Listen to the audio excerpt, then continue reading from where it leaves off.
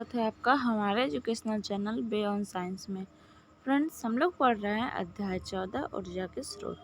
Friends, बता दें कि इसके पहले हम लोगों ने कुछ पैराग्राफ्स को पढ़ लिए हैं, जिसका कि 2 वीडियोस आपको चैनल के प्लेलिस्ट में मिल जाएगा। और फ्रेंड्स, आज हम वहां से आगे पढ़ेंगे। तो चलिए फ्रेंड्स, बिना किसी देरी किए हुए हम लोग अपना चैप्टर को पढ़ते हैं और इसमें दिए हुए प्रश्नों के उत्तर को देखेंगे। तो फ्रेंड्स देखिए, यहाँ पे हम लोग का दिया हुआ है ऊर्जा के पारंपरिक स्रोत के उपयोग के लिए प्रौद्योगिकी में सुधार। यहाँ दिया हुआ है सुधार के लिए जैव मात्रा बायोमास। देखिए यहाँ से दिया हुआ है फ्रेंड्स, हम यह वर्णन कर ही चुके हैं कि प्राचीन काल से ही लकड़ी का ईंधन के रूप में उपयोग किया जाता रहा है। यदि हम यह सुनिश्चित कर ले कि पर्याप्त वृक्ष लगाए जाते रहेंगे तो जलाने के लिए लकड़ी की निरंतर आपूर्ति संभव हो सकती है। ईंधन के रूप में उबलों के दहन से आप भली भांति परिचित हैं। उबलक का मतलब है हर जगह स्थानीय नाम यहाँ पे दूसरा होता है। हम लोग के यहाँ उबले को यहाँ पे हम लोग का घर में गोईठा बोला जाता है, जो कि गाय के गोबर से बनाया जाता है। के दहन से आप भली भांति परिचित हैं।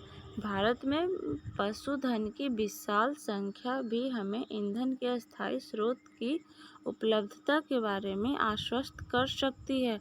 चूँकि ये ईंधन पादप एवं जंतु उत्पाद हैं। पादप एवं जंतु उत्पाद इसलिए हैं क्योंकि गाय जो भी कुछ खाती है वो पादप से खाती है और फिर उत्सर्जन जंतु के द्वारा होता है, इसीलिए यहाँ पादप एवं जंतु उत्पाद लिखा गया है।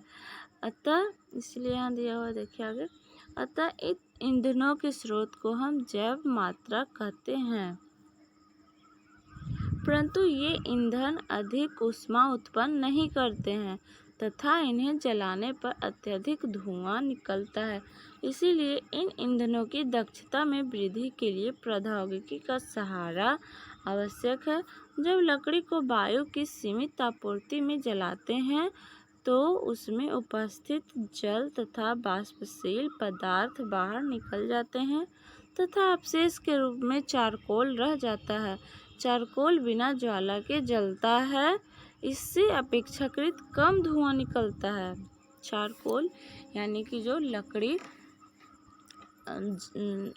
जब जलाया जाता है फ्रेंड्स, तो वो ज्वाला के साथ जलता है और कुछ देर जलने के बाद अगर उसे बुझा दिया जाए तो वो चारकोल बन जाता है। और वो जो चारकोल होता है वो बिना ज्वाला के जलता है, यानी कि उसमें आग नहीं जलता है और वो एक हीट के साथ जलता है तथा इसकी ऊष्मा उत्पन्न करने की भी दक्षता भी अधिक होती है और उसमें अत्यधिक मात्रा में ऊष्मा उत्पन्न होती है।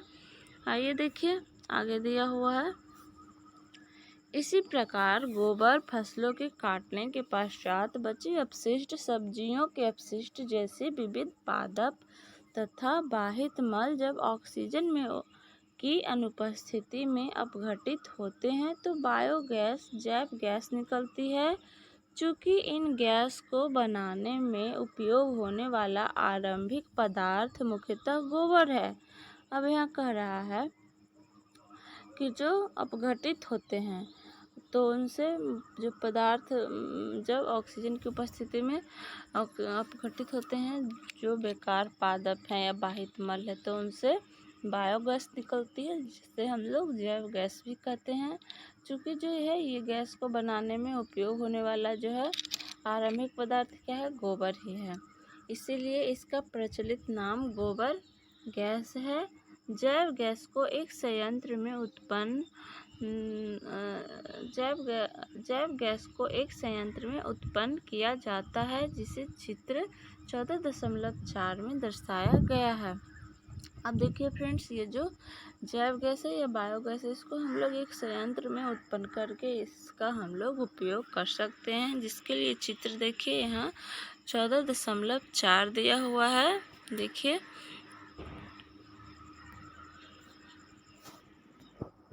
इसमें दिखाया गया है फ्रेंड्स। देखिए यहाँ पर कर्दम है, मिट्टी, गैस टंकी, गैस निर्गम, खाद, उर्वरक, मिट्टी और निर्गम टंकी,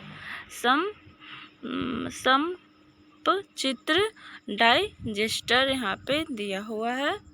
आगे देखिए फ्रेंड्स, इसका हम लोग व्याख्या पढ़ते हैं। यहाँ से देखिए, इस संयंत्र में ईंटों से बनी एक गुम्बद जैसी संरचना होती है।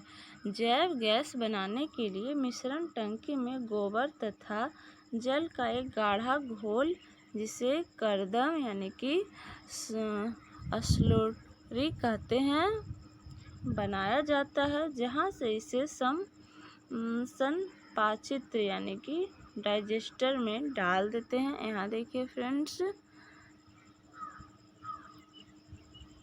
संपाचित्र चारों ओर से बंद एक कक्ष होता है, जिसमें ऑक्सीजन नहीं होती। अवायवीय सूक्ष्मजीव, जिन्हें जीवित रहने के लिए ऑक्सीजन की आवश्यकता नहीं होती, गोबर की स्लरी के जटिल यौगिकों का अपघटन कर देते हैं। अपघटन प्रक्रम पूरा होने तथा इसके फलस्वरूप मीथेन, कार्बन डाइऑक्साइड, हाइड्रोजन तथा हाइड्रोजन सल्फाइड जैसी गैसें उत्पन्न होने में कुछ दिन लग जाते हैं। अब देखिए, इनका जो है अपघटन होता है और इनके फलस्वरूप इन सब गैसों का देखिए यहाँ पे उत्पन्न होने लगते हैं। मीथेन, कार्बन डाइऑक्साइड, हाइड्रोजन तथा हाइड्रोजन सल्फाइड जैसी गैस उत्पन्न होने में कुछ दिन लग जाते हैं। जैव गैस को संपाचित्र के ऊपर बनी गैस टंकी में संचित किया जाता है। जैव गैस को गैस टंकी से ऊपर के लिए पाइपों द्वारा बाहर निकाल लिया जाता है।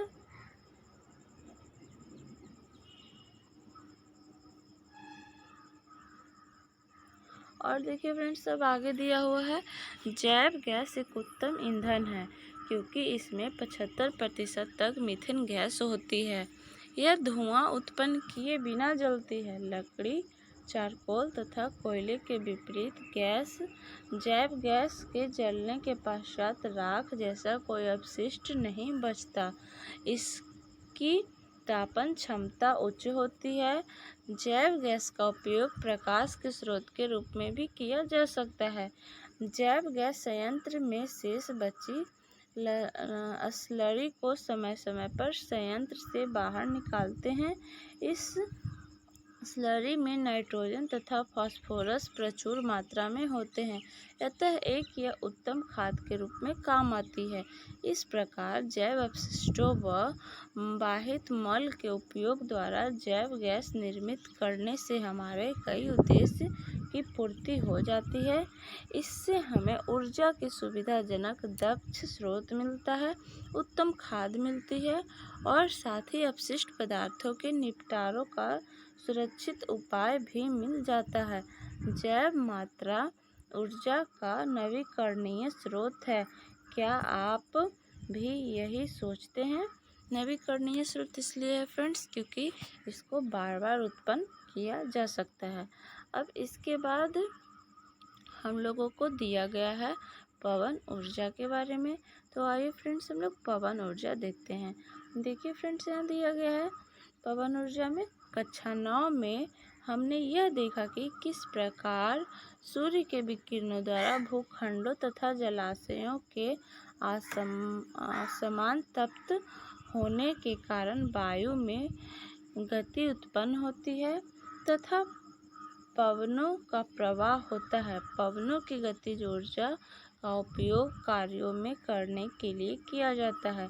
पवन ऊर्जा का उपयोग शताब्दियों से पवन चक्कियों द्वारा यांत्रिक कार्यों को करने में होता है। उदाहरण के लिए देखिए फ्रेंड्स, ये एक पवन चक्की है जो कि हवा के द्वारा यहाँ पे पवन चक्की है जो घूमेगा और इससे यांत्रिक ऊर्जा में रूपांतरित कर इससे कार्य लिया जाएगा। ये चित्र 14.5 था। यहाँ देखिए फ्रेंड्स, आगे दिया हुआ है के लिए किसी पवन चक्की द्वारा प्रचलित जल पंप पानी को ऊपर उठाने वाले पंपों के पवन चक्की की पंखुड़ियों की घूर्णी गति का उपयोग कुएं से जल खींचने के लिए होता है। आजकल पवन ऊर्जा का उपयोग विद्युत उत्पन्न करने के लिए भी किया जा रहा है।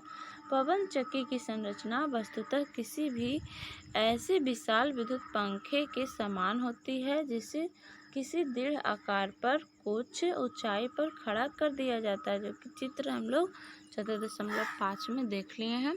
पवन चक्की की घूर्णन गति का उपयोग विद्युत उत्पन्न करने के लिए विद्युत जनित्र के टरबाइनों को घुमाने के लिए किया जाता है। किसी एकल पवन चक्की का निर्गत अर्थात विद्युत उत्पन्न बहुत कम होता है, जिसका व्यापारिक उपयोग संभव नहीं होता।